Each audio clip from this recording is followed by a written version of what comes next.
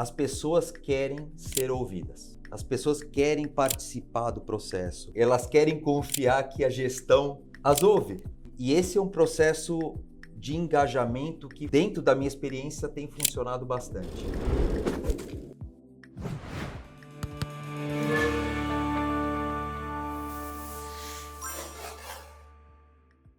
Hélio, você está num mercado sob pressão regulatória, de custos, de crescimento, de inovação. Como você mantém o time fechado com você, né, partilhando dos mesmos objetivos, engajado e motivado para atingir todas essas metas?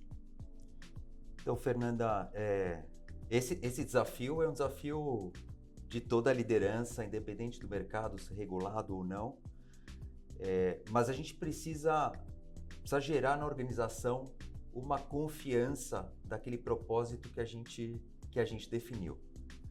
No caso de saúde, nós temos um propósito muito claro, que é dar acesso ao paciente a terapias inovadoras. Então, eu acho que o primeiro passo é que a gente compartilhe do mesmo propósito. E nem sempre é fácil, porque a gente tem uma série de pressões por negócio, por lucratividade, por inovação, como você falou. Mas quando a gente compartilha de um universo que é comum, que é humanitário, que é forte o suficiente, né, e que pode nos mover como pessoas, eu acho que isso pode fazer muita diferença.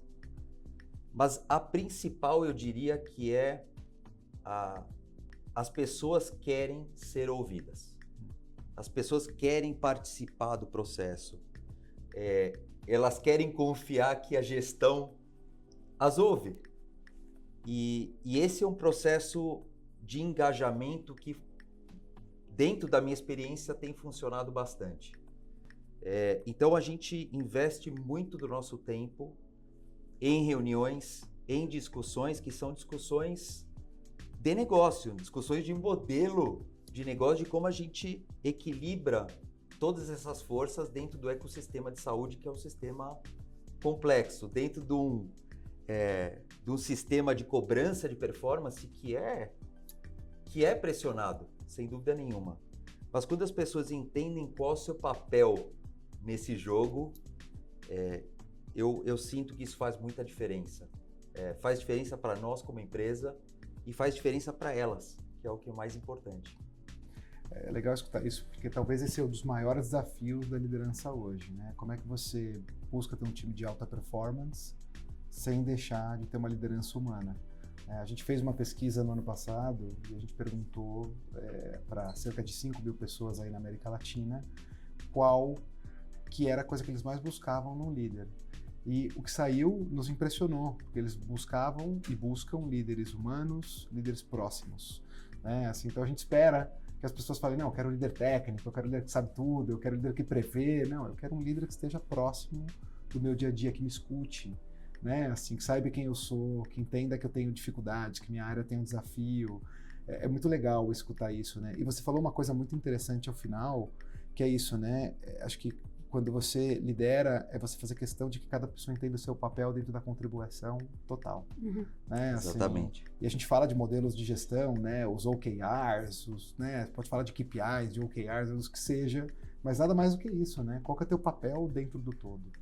E eu acho que não é ou humanidade ou performance. Uhum. As coisas andam muito juntos, né? Se a gente pensar que é um sentido evolutivo de todas as pessoas, né?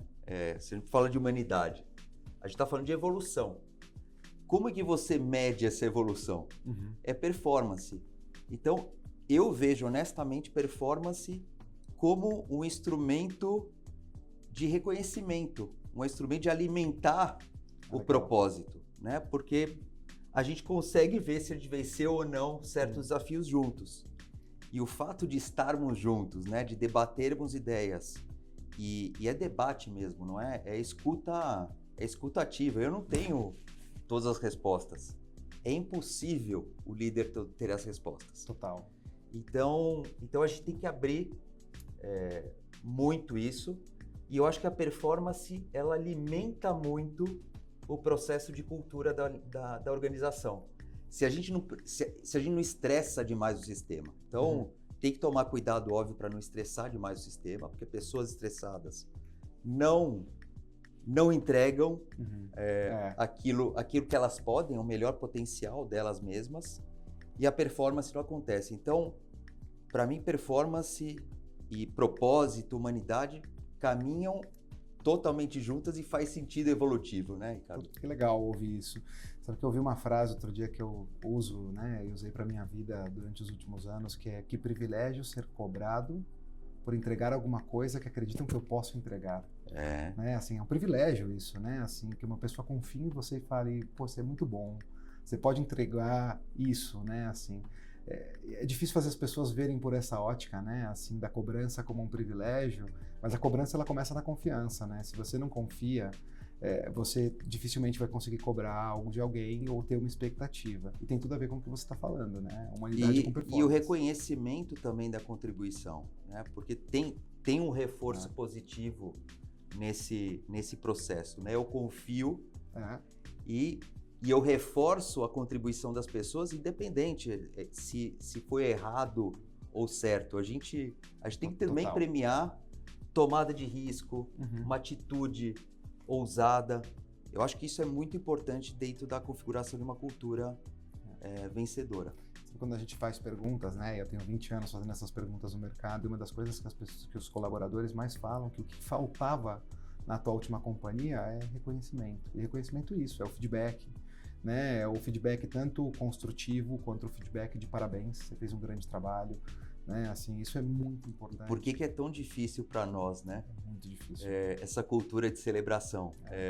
Para nós todos, a gente não é diferente. Então a gente tem que se habituar nessa cultura de reconhecimento também, porque as pessoas também esperam isso, né? Diria que elas esperam, às vezes, o reconhecimento do líder muito mais do que elas esperam o aumento de salário. Esse reconhecimento, ele tem um valor muito maior, né? Mesmo sendo menos tangível, de alguma forma, né?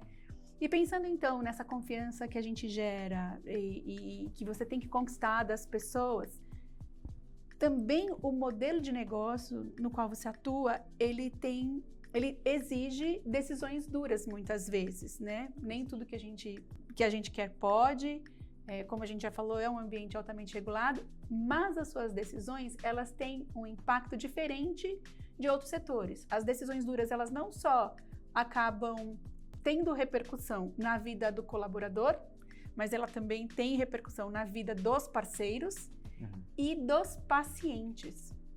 Porque você tem um integrante no seu ecossistema que é o paciente, que é o grande beneficiado da solução que vocês ofertam e que muitas vezes a sua decisão ela não é a mais favorável para ele, né? Ou não é a decisão que ele gostaria de ter. É difícil sempre balancear isso. A gente sabe que a gente tem uma responsabilidade enorme, né? Como líderes da organização em trazer o impacto correto. O que eu digo é que nem sempre a melhor decisão é a mais fácil. Geralmente não é, né? Muitas vezes a gente tem que tomar decisões difíceis, impopulares, mas você trouxe o paciente. Sempre quando a gente tem um dilema dentro da empresa, eu me pergunto qual que é o melhor impacto para a sociedade, para o paciente, lá na ponta. A gente se pergunta isso. Por quê? Porque existem várias questões. Então, cada vez que a gente mantém o status quo dentro da organização, a gente não desafia o ecossistema de saúde, a gente está, de certa forma, prejudicando o paciente que teria direito, acesso a tecnologias melhores, a situações melhores dentro do seu tratamento. Então, a gente tem que ter essa responsabilidade com o paciente, em primeiro lugar, e a gente tem que ter responsabilidade com a nossa empresa.